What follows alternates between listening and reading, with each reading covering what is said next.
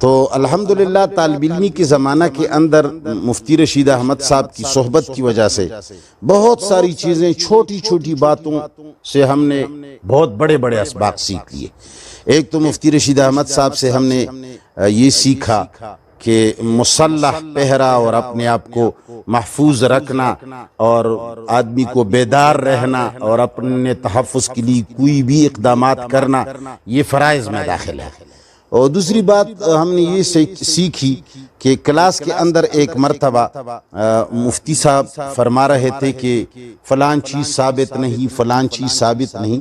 اسی طرح غالباً مسح رقبہ اور یہ کانوں کے مسح کے بارے میں کچھ تفصیل آئی تو انہوں نے فرمایا کہ یہ فلان جز اس میں جو ہے یہ ثابت نہیں ہے۔ اس میں ہمارے ایک طالب علم تھے، غالباً وزیرستان کے تھے، وہ بڑے جسیم بھی تھے اور جرأت مند بھی تھے۔ وہ اٹھے اور انہوں نے فرمایا کہ حضرت یہ تو جائز ہے، یہ تو جائز ہے جی، یہ تو ثابت ہے۔ تو مفتی صاحب نے ایسے آہستگی سے فرمایا کہ کیسے ثابت ہے؟ اس نے کہا یہ تو عالمگیریہ نے لکھا ہے۔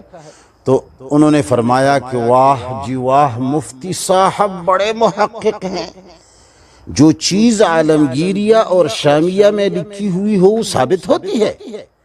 تو ہم نے اس جگہ سے اتنا بڑا سبق سیکھا کہ واقعی ہمارے فقہ کی کتابوں میں تو بہت ساری چیزیں لکھی ہوتی ہیں، لیکن ثبوت کے لیے قرآن اور سنت کا ہونا ضروری ہوتا ہے، حجج اربعہ سے ایک چیز ثابت ہو۔ تو بہرحال مفتی صاحب نے الحمدللہ ہمیں علمی طور پر، عملی طور پر انتہائی متاثر کیا۔ وہ ایک دن کھڑے ہو گئے، میں اس کے بائیں طرف مصلی کے ساتھ کھڑے ہونے کو مامور تھا۔